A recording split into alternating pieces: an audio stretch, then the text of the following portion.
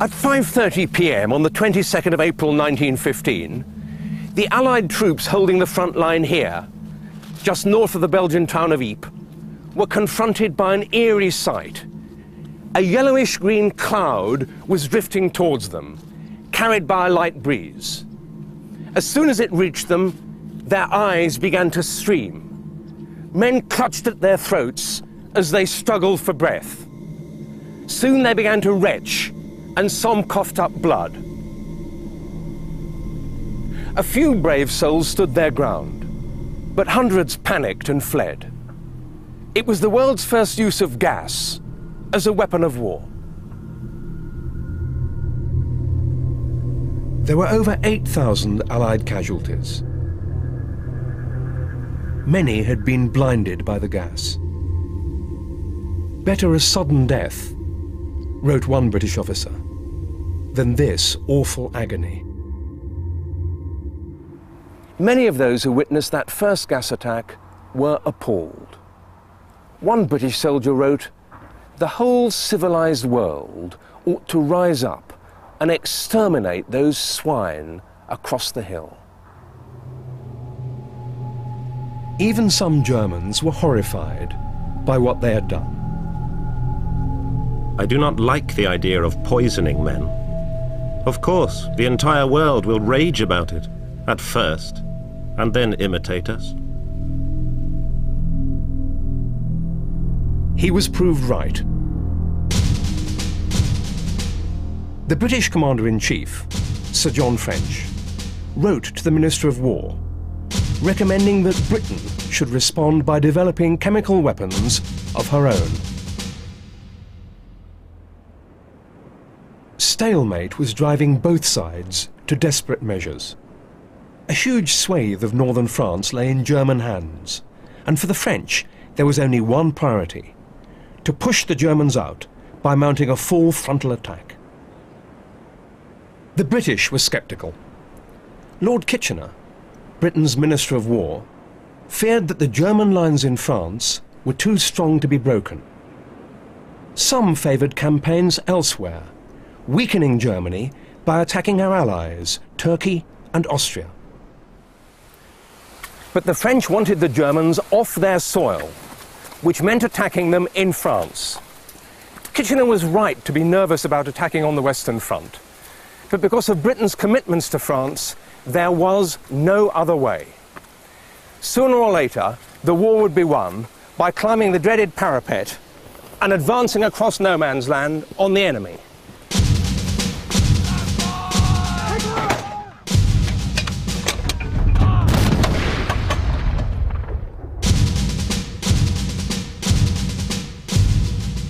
On the 10th of March 1915, the British Army launched its first big attack of the war.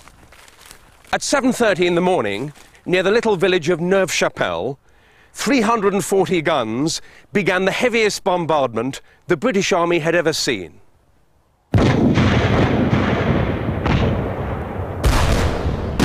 The guns started like all the furies of hell. The shells were whizzing right over our heads and we got more and more excited. We thought the bombardment was winning the war before our eyes, and soon we would be pouring through the gap.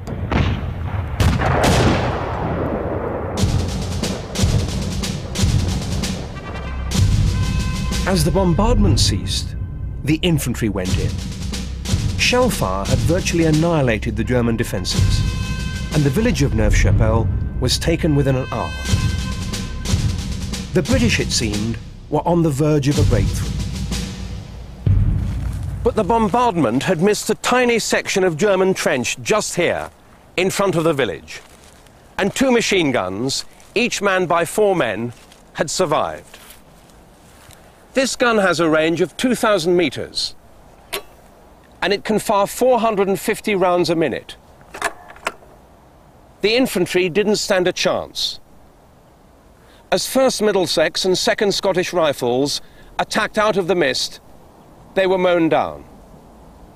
The Scots went into battle with about 700 men. 469 of them were killed or wounded. The British called the offensive off after 3 days. But the battle had unnerved the Germans. For the first time in the war, their front line had been broken. So they began to build a heavily defended second line, behind the first and out of sight of it. The front was growing deeper. Sir John French was convinced that his troops would have done better at Neuve-Chapelle if only his guns had had more ammunition. He reckoned that he needed 50 rounds per day for each of his field guns, and he was lucky to get 10. Charles Repington, a war correspondent and personal friend, had been staying with Sir John here in France. And on the 14th of May, the Times published an article based on Repington's interviews with the Commander-in-Chief. It concluded that lack of shells was the principal reason for British failure, and blamed the government for not supplying Sir John with the tools of victory. French's claim of a shell shortage was no mere excuse for defeat. In 1915, the main source of Britain's shell production was the Royal Arsenal here at Woolwich. Dating from the 17th century, it was geared to meeting the demands of the tiny pre-war army, and was quite incapable of feeding the increasingly hungry Western Front. The article sparked off what became known as the shell scandal. It helped bring down the government. The coalition which replaced it included a Ministry of Munitions dedicated to increasing shell production. The British had finally recognized that this was an industrial war, where workers were as crucial to the war effort as soldiers.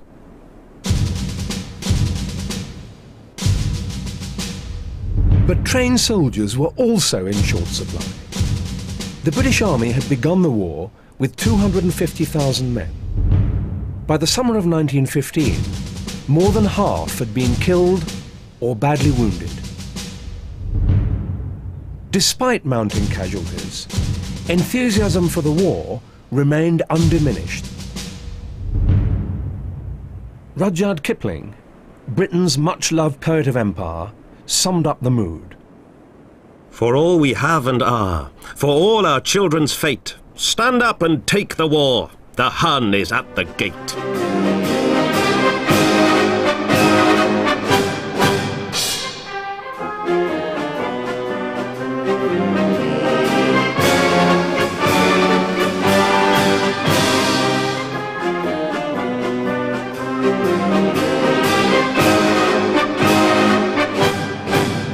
One morning, I heard a piper going down the street, and I looked out. There were about a dozen men walking behind the piper. The next morning, the piper came down again, and there were about 100 or so behind him. And the third morning, there were about 1,000 men marching behind him. The men with bowler hats signifying that they were bank clerks, stockbrokers or accountants, and mixed up with those carpenters and bricklayers and miners with the shilling caps on. So every day the crowd got bigger and bigger and bigger. And when I saw that poster of Kitchener pointing his finger at one, no matter where you were, that finger was pointing at one, I thought, well, I'll take your advice, I'll join up. When I got home and told my parents that I'd joined up, my mother called it ridiculous, it's old enough. Well, of course, I was still only 15. I wasn't 16 until the December. But of course, my father, different fellow altogether, all right, let him go if he wants to go. Do him good, kind of thing. By the summer of 1915, nearly 2 million men had volunteered. But it would take many months of training to turn Kitchener's raw recruits into soldiers. In June 1915, Allied leaders assembled to discuss plans for the autumn. Joffre, the French commander-in-chief, was a man of simple tastes, and they met here, in his modest villa at Chantilly, near Paris. The mood was bleak but resolute. The Germans were still on French soil, and would have to be kicked off it. Despite the failures earlier in the year, there was no real talk about changing tactics. The recipe would be more of the same, and this time the British must play a fuller part. Joffre's plan was to cut off the section of German line that bulged out towards Paris. The French would advance from the south. The British would attack in the west. They would be advancing across open country towards the little mining town of Loos.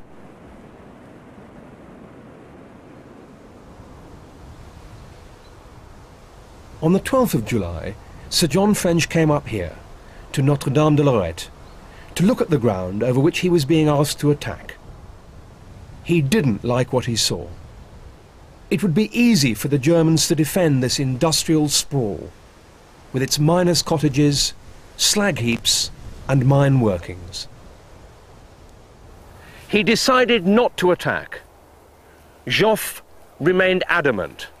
Still, Sir John refused.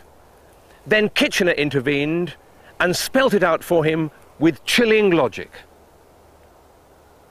We have decided that we must act with all our energy and do our utmost to help the French, even though by doing so we suffer very heavy losses indeed. Kitchener's orders were clear enough. Reluctantly, Sir John wrote to Joffre, agreeing to an attack he didn't believe in. Everyone who knows the ground, he told his staff, is sure that success is impossible. 75,000 British troops would attack the German front line at Loos. When the line was broken, reserves, mostly volunteers of Kitchener's new army, would move up in support. The battle would be commanded by General Sir Douglas Haig, who wanted the reserves close by so that he could call on them quickly when he needed them. But Sir John French, his superior, disagreed. He insisted on keeping the reserves further back, under his command. French feared that Haig would use them too soon, throwing them into a battle for which they were ill prepared. Sir John had never quite convinced himself that Loos would work. Mounting casualties affected him deeply, and he wanted to be sure that the line really was broken before the reserves went in. Kitchener had ordered him to attack, but neither Kitchener nor the British public would forgive him if all this fresh blood was spilt in vain. Kitchener's volunteers set sail for France in late August, still innocent of the business of war. With them was an 18-year-old named John Kipling, only son of the poet Rudyard. John had been rejected twice by the army on the grounds of poor eyesight, but his father had pulled strings and got him a commission in the Irish Guards. On the night of the 23rd of September, the reserves began their journey to Loos, 30 miles away. Few of them had ever seen the front line or heard a shot fired in anger. At dawn on the 24th, it began to rain. That day, many of them had the last decent meal they'd ever eat, and slogged on, over the cobbles and into the rain, towards the gun flashes on the horizon.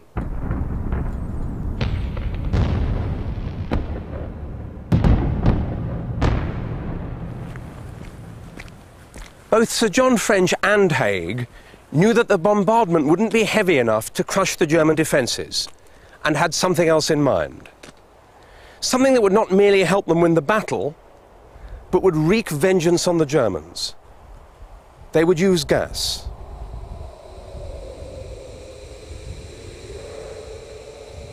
When the gas actually hisses out into no man's land, what happens then? Well, the gas pumped out of these cylinders and went over the parapet, and it disappeared towards the German lines, this great yellow, greenish cloud gradually billowing over towards the Germans. But if the conditions are calm, the chlorine would flow into any kind of depression, so of course it would sink into German trenches, and that was the idea behind the release of it. What did it actually do to the human body? Well, chlorine is primarily an irritant, so it stings your eyes. It stings your throat, your nose, makes you cough, and it hurts too. And the chlorine, once it's inside your respiratory tract, it dissolves in the fluid in there, and it irritates and damages the cells and causes bleeding. So soldiers who were exposed to the chlorine were reported as coughing up blood and this greenish mucus. And this is simply the chlorine and the damaged tissue that they're coughing up. Could the Germans protect themselves against this? Yes, the Germans had some protection. They had a little pad. This was what the average soldier had, and this was impregnated with a chemical. So the soldiers would use the pad, put it over their mouth, tie it behind their ears, but there would also be a clip which they would use up against their nose, and the pad would offer limited protection. They also had a face piece because chlorine irritates your eyes. So they would wear this mask, but as you can see, it would be very difficult to have this tight fitting. So I'm sure many of them would have got chlorine into their eyes as well. When all's said and done, though, this really hinged on the wind direction. Oh, the wind is absolutely crucial. Ideally, you would want a wind speed of about 4 to 6 miles an hour. Anything more than that, and it's too turbulent, and it breaks up the gas cloud. If it's blowing any slower, the gas is going to be sluggish and not move the distance you want it to. The worst condition of all, of course, is if the wind changes direction and blows towards you, and in that situation, you have your own troops gassed.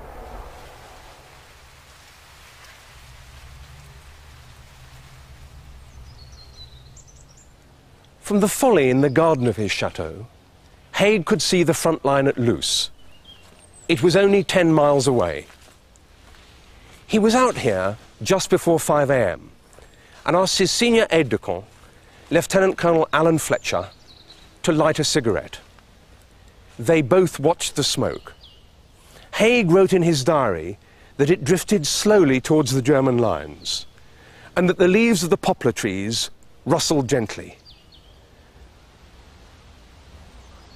But if the wind changed, the gas would be blown back onto the British troops. It was an agonizing decision, but 15 minutes later, Haig's mind was made up. The attack was on. The infantry had been issued with masks so that they wouldn't be asphyxiated by their own gas. The woolen hoods were soaked in a chemical, but would offer only a few minutes protection from the chlorine. And they were hell to fight in. Well, can you imagine a piece of cloth that just fitted your head, come right down your shoulder, and you tuck it in and under your coat to keep the gas coming up. 2 little slits. You're not getting any air in it at all. And you're wearing that for maybe half an hour or an hour, you don't know. But can you imagine being suffocated like that? You want to pull the darn thing up. The gas attack was set for 5:50 and would last for 40 minutes. Then the troops would go in. Along a mile-wide front, engineers turned the taps on 5,000 chlorine cylinders. At the northern end of the battlefield, things went badly wrong. The gas whistled out into no man's land, formed a cloud, and then started to blow back into the British trenches. The wind turned and turned that gas back onto our people, onto our trenches. And instead of the Germans getting the gas, our own fellas got it. The gas caused chaos in the trenches. But when the whistles went at 6:30, the men attacked anyway.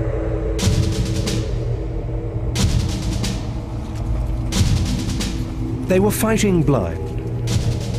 The gas hung in a thick pall over everything, wrote one officer, and it was impossible to see more than 10 yards.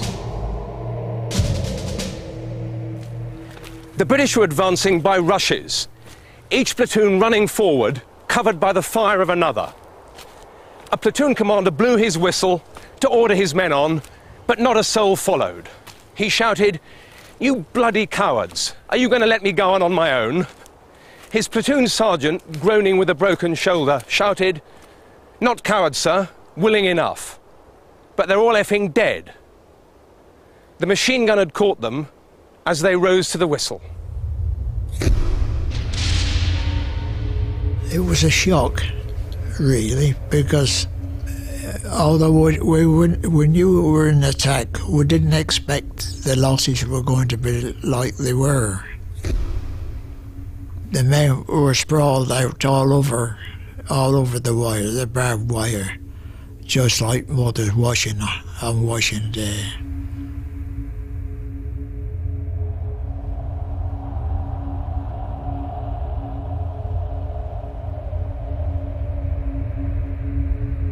Elsewhere on the battlefield, the gas attack was successful. Here in the south, opposite the town of Loos, things went quite well. The gas surged out into the German lines and lay low in that valley. At 6:30, when the whistles blew up here, over 10,000 men of 15th Scottish Division poured down this slope.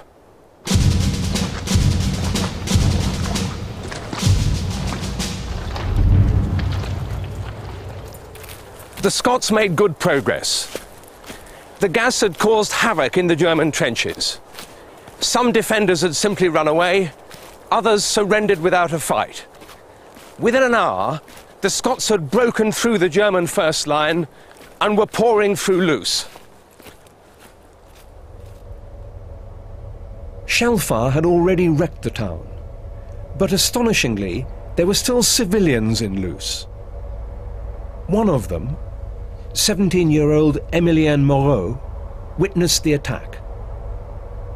A thick fog hung over the plain. It was a strange yellowish cloud which made me cough and my eyes water when I breathed it. Strange beings swarmed out of the mist. The grey figures had enormous round eyes and hoods over their heads. They were shouting words I didn't understand, while brandishing bayonets, smeared with blood. The Scots pressed on through the village and swept up the slopes of Hill 70 behind it. But as they reached the crest of this hill, artillery and machine guns in the German second line opened up on them.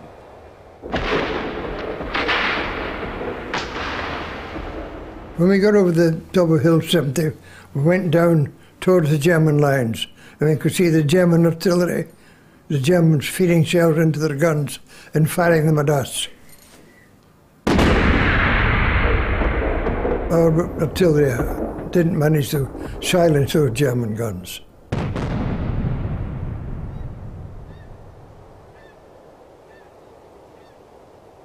It was late afternoon, and the Scots could get no further without help. But if the reserves arrived, they might just break through. By now, the reserve should have been marching down this road through the village of Vermelles, just behind the British front line. But they were nowhere to be seen. John Kipling scribbled a letter to his father that evening. He noted the time. It was 5:30. He noted another detail too. They were still 9 miles from the front line. Just a hurried line as we start off tonight. The guns have been going deafeningly all day, without a single stop. We have to push through at all costs. They are staking a tremendous lot on this great advancing movement, and if it succeeds, the war won't go on for long. Well, so long, old dears. Dear love, John. The chance of success was slipping away. The reserves were needed now. But they'd received the order to advance too late, were too far away, and would not reach the battle in time. The reserves drifted in during that night and the early hours of the following morning. They finally attacked at 4:30 on the afternoon of the 26th. advancing on the German second line in the woods behind Loos.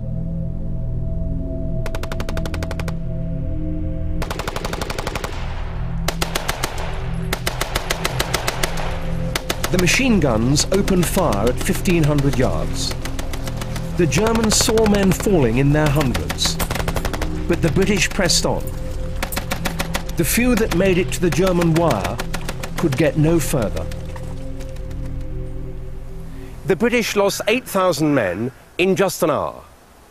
It isn't easy to grasp, but every 5 seconds, 11 British soldiers were killed or wounded.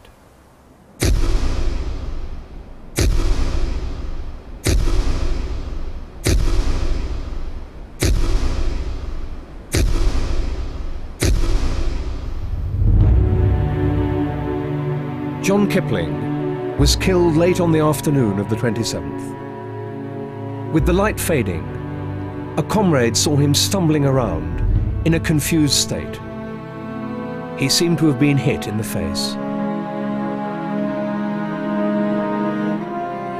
Having tried to protect the reserves from unnecessary losses, Sir John French found himself blamed for the loss of the battle. In December he was sacked. Sir Douglas Haig replaced him.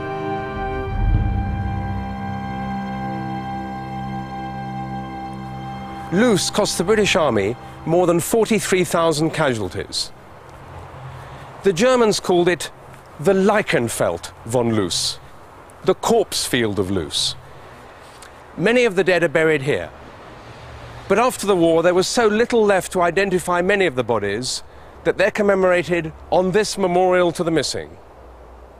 Amongst the names is that of Lieutenant John Kipling, killed on his first day in his first battle.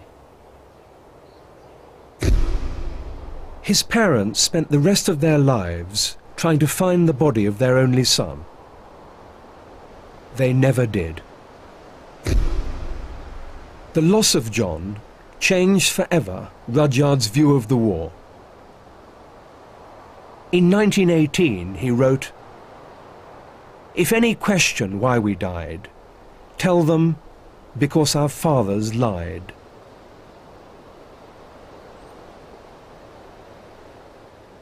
"1915 had been a year of painful lessons.